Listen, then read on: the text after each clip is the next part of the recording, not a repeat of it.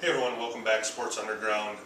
Moving on to the NFC North, what we care the most about up here in Vikings territory. Pretty easy to lay this division out. I don't see the Vikings being anywhere but the cellar. Maybe if Chicago stumbles or Detroit once again doesn't live up to promise, maybe we sneak in the third. But we're a 6-10, 8-8 team at the best. I was going to say 5 to 6 wins. 8-8 would be a dream. Mm-hmm. I think. I don't see where 8 wins come from. Right.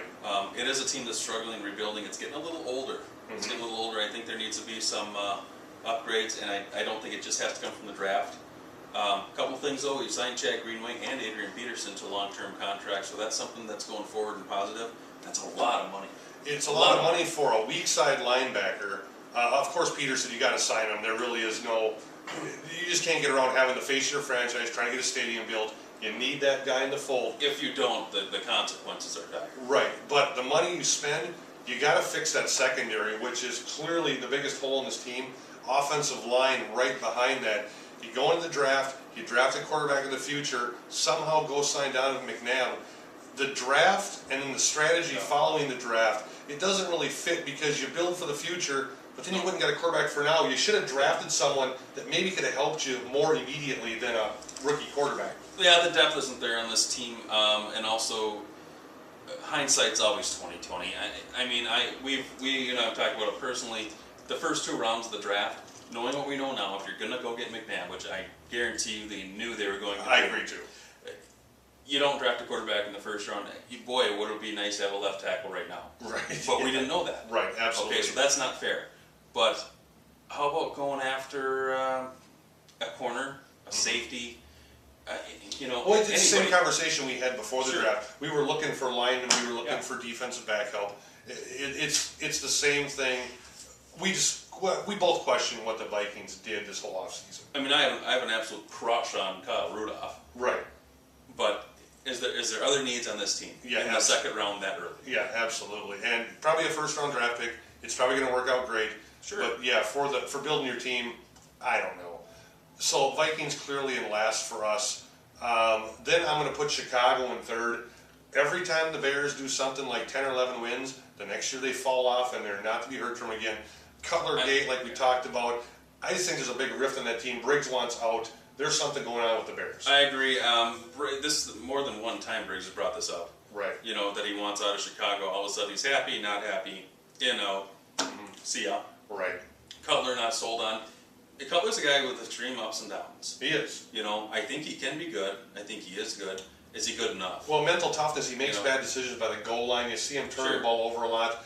He's a seat of your pants kind of guy, and he just doesn't have he's got the Favre mentality of seat by your pants, not the Favre ability to make it work. But it doesn't work out for him, right? They got rid of Greg Olsen, which I think was a key part of their offense, and I don't think they have the receivers there that really scare anybody. No, they really don't. So then that leaves us with Detroit in second. You know, I guess I'm sort of second guessing myself here when I say that I wanted to see Detroit to believe it, but I still think 8-8, 9-7, probably going to be good enough to be second in this division.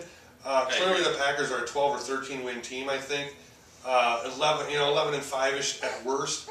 But there's no one else that's going to step up, being the Bears or the Vikings, to take too many wins away from you. No, I think the Lions are 8-8 at worst, at best 10, maybe 11. That's a lot. That's asking a lot from a team that is really unproven. But I'm going to drink the blue Kool-Aid. I'm going to tell you, I think that I've said it 100 times. The Lions are going to put up a lot of points. Right. But I don't know if they're going to stop anybody. Right. You know what I mean? Mm-hmm. So they might have to outscore a team. They might have to score 40 points to win a game because they're going to give up 30. But defensive line is pretty solid. They could knock a quarterback or two out of a game this season because they're going to put a lot of pressure on you. The defensive backfield not that strong, but with Ndamukong Suh, and if Fairley gets healthy and comes back, they could be a force to reckon with those front four. I agree. But can you imagine what a guy like Tom Brady, healthy Peyton Manning would do to a secondary like that? Someone that really knows how to dissect a defense and throw the ball. Yeah. You know, so. Well, then you got the Green Bay Packers, clearly the class of the division. You know, previous shows we've talked about all the weapons they have. I'm not going to go into detail like that. But offensively the other night, the only positive I see from a Viking standpoint is once they got that big lead, they kind of went in their shell again. And when Rodgers needed to get a first down to end the game, he could get it done again. I'm picking at straws here because they look pretty good. They do. Defensively, they had some holes, but that's a pretty high-powered New Orleans offense that went in and put some points on. Yep. Not hard to pick the Packers, the winner of this division. They might be the Class A NFC. Mm-hmm. I don't know yet. I still say I don't know if they were the best team in the NFL last year. I know they won the Super Bowl. I'm not sold on the fact that they were the best team in the NFL. Well, they got real wild lucky. card. Yep. They got Detroit real good. got that road win to knock Yep. Tampa out of it. That's how they got in. But they did win 6 in early in the season, plus They the did. playoffs. So they were hot at the right time. What amazes me, they essentially won 4 road games to win the Yes. Super Bowl. Absolutely.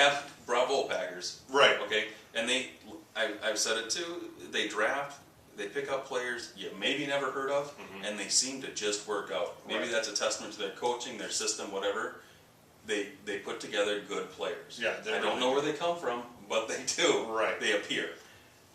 Solid team, should represent the NFC North without really much of a challenge. I don't see anyone challenging them unless Rodgers goes down with an injury. It's probably the only way I see them falling apart. Exactly, and I hate to say it, but their backup quarterback might be able to carry him to a playoff spot. Also, to be quite honest That with you, could be true. and I think the biggest part of this team, the confidence boost from winning the